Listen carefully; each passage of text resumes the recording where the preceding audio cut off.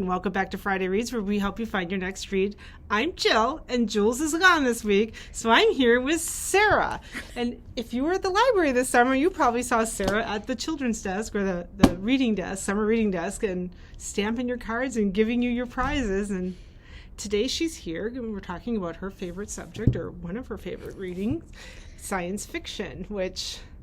Sara, can you explain to me what science fiction is? Because it's different than fantasy. Yeah, so science fiction, otherwise known as speculative fiction, depending on what exactly you're looking at, is a genre that focuses on basically things that are theoretically possible, yet unproven. So a lot of things like space travel, time travel, robots... things that, we could see happening very easily, but at the same time, have not quite yet come to fruition. And so these kind of span the range from things taking place on different planets to world-ending apocalypses and even, superheroes. So quite the collection. So why don't you start us off with your first pick? Yeah, so my first pick this week is Full Metal Alchemist. This is a very well-known both anime and manga series, and it is essentially about two brothers who, in an effort to save their mother, who has passed away, they perform kind of the great alchemical taboo of resurrection and end up, one of them loses an arm and a leg, and the other one ends up in basically a suit of armor for their body. And they are trying to figure out what went wrong and how to do it successfully by searching for something called the Philosopher's Stone. Everyone in this world uses alchemy or has alchemical abilities, and it has had a very significant impact on the world and the world development. And so they find themselves getting caught up in a lot more than just searching for their own personal, end game. Sounds like a good one. So my first pick this week is the 5th season. This is the first in a series called The Broken Earth by N.K. Jemisin. This is the way the world ends again. 3 terrible things happen in a single day. Essen, a woman living an ordinary life in a small town, comes home to find that her husband has brutally murdered their son and kidnapped their daughter. Meanwhile, mighty Sans, the world-spanning empire whose innovations have been civilization's bedrock for 1,000 years, collapses as most of its citizens are murdered to serve a madman's vengeance. And worst of all, across the heart of the vast continent known as the Stillness, a great red rift has torn into the heart of the earth, spewing ash enough to darken the sky for years or centuries. Now Essen must pursue the wreckage of her family through a deadly dying land. Without sunlight, clean water, or arable land, and with limited stockpiles of supplies, there will be war all across the Stillness. The battle royale of nations, not for the power or territory, but simply for basic resources, is necessary to get through the long dark night. Essen does not care if the world falls apart around her. She'll break it herself if she must, to save her daughter. So this was first published in 2015, the 5th season. All right. My next pick is Hench by Natalie Zena Walscox. Anna does boring things for terrible people because even criminals need office help, and she needs a job. Working for a monster lurking beneath the surface of the world isn't glamorous. But is it really worse than working for an oil conglomerate or an insurance company in this economy? As a temp, she's just a cog in the machine, but when she finally gets a promising assignment, everything goes wrong, and an encounter with the so-called hero leaves her badly injured. And to her horror, compared to the other bodies strewn about, she's the lucky one. So of course, she gets laid off. With no money and no mobility, with only her anger and internet research acumen, she discovers her suffering at the hands of the hero is far from unique. When people start listening to the story that her data tells, she realizes she might not be as powerless as she thinks. Because the key to everything is data, knowing how to collate it, how to manipulate it, and how to weaponize it. By tallying up the human costs these caped forces of nature wreak upon the world, she discovers that the line between good and evil is mostly marketing. And with social media and viral videos, she can control that appearance. It's not too long before she's employed once more, this time by one of the worst villains on Earth. As she becomes an increasingly valuable lieutenant, she might just save the world. A sharp, witty, modern debut, Hench explores the individual cost of justice through a fascinating mix of millennial office politics, heroism measured through data science, body horror, and a profound misunderstanding of quantum mechanics. First published September 22nd of 2020. 2020. My next pick is Winter's Orbit. That cover is kind of obscured. It's by Everina Maxwell. This is the first in a series called Winter's Orbit. While the Iskat Empire has long dominated the system through treaties and political alliances, several planets, including Thea, have begun to chafe under Iskat's rule. When tragedy befalls Imperial Prince Tom, his Thean widower, Janan, is rushed to an arranged marriage with Tom's cousin, the disreputable Keem, in a bid to keep the rising hostilities between the two worlds under control. But when it comes to light in that the Prince Tom's death may not have been an accident, and that Janine herself may be a suspect, the unlikely pair must overcome their misgivings and learn to trust one another as they navigate the perils of Iskat Court, try to solve a murder, and prevent an interplanetary war, all while dealing with their growing feelings for each other. So this was first published in 2021. My next pick is Light from Uncommon Stars by Rika Aoki. An adventure set in the California's San Gabriel Valley with cursed violins, Faustian bargains, and a queer alien courtship over fresh-made donuts. Shizuka Satomi made a deal with the devil. To escape damnation, she must entice 7 other violin prodigies to trade their souls for success. She has already delivered 6.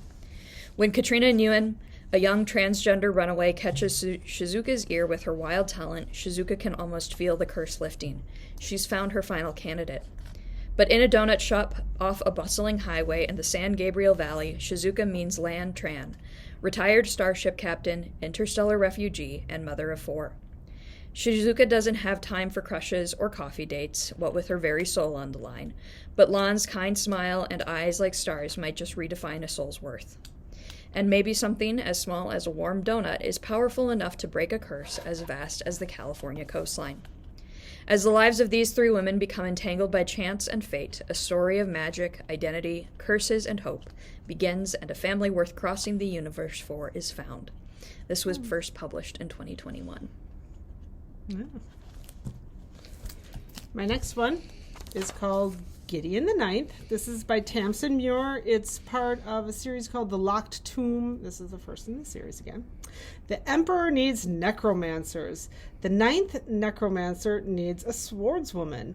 Gideon has a sword, some dirty magazines, and no more time for undead bullshit.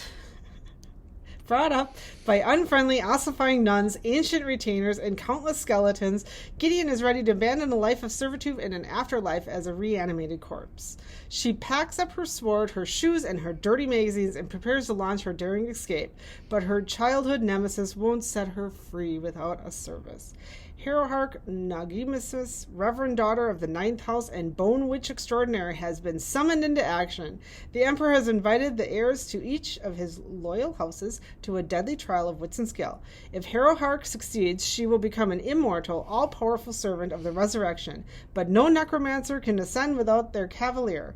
Without Gideon's sword, Hero will fail and the 9th House will die. Of course, some things are better off dead. This was published in 2019, and it sounds like something I would like, because I seem to like this character. She's a great character. My next pick is a graphic novel called On a Sunbeam by Tilly Walden. Throughout the deepest reaches of space, a crew rebuilds beautiful and broken down structures, painstakingly putting the past together. As new member Mia gets to know her team, the story flashes back to her pivotal years in a boarding school, where she fell in love with a mysterious new student. Soon, though, Mia reveals her true purpose for joining the ship, to track down her long-lost love. An inventive world, a breathtaking love story, and stunning art come together in this work by award-winning artist Tilly Walden. It was first published in 2018. My next one is by V.E. Schwab, who must write in other genres too, because I believe she does. Yeah, she did the Life of Addie LaRue. She did the Life of Addie LaRue. Yes, which was not science fiction, but still kind of fantasy. It was in the fantasy realm. Yeah. So this one's vicious. It was published in 2013. Victor and Eli started out as college roommates, brilliant, arrogant, lonely boys who recognized the same sharpness and ambition in each other. In their senior year, a shared research interest in adrenaline, near-death experiences, and seemingly supernatural events reveals an intriguing possibility that under the right conditions, someone could develop extraordinary abilities. But when their thesis moves from academic to experimental, things go horribly wrong. 10 years later, Victor breaks out of prison, determined to catch up with his old friend, now foe, aided by a young girl whose reserved nature obscures stunning ability. Meanwhile, Eli is on a mission to eradicate every other super-powered person that can find, aside from his sidekick, an enigmatic woman with an unbreakable will. Armed with terrible power on both sides, driven by a memory of betrayal and loss, and the arch-nemesis have set a course for revenge. But who will be left alive at the end? So, vicious.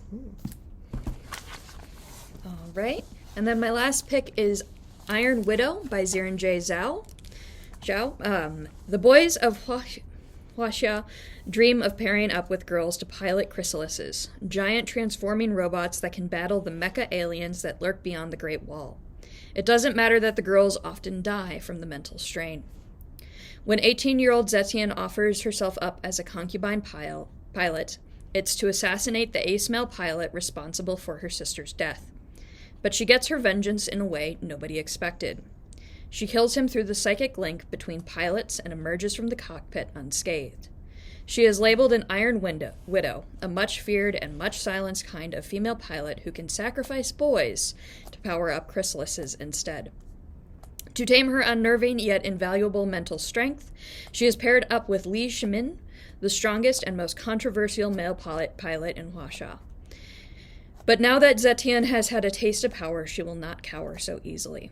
She will miss no opportunity to leverage their combined might and infamy to survive attempt after attempt on her life until she can figure out exactly why the pilot system works in its misogynist way and stop more girls from being sacrificed.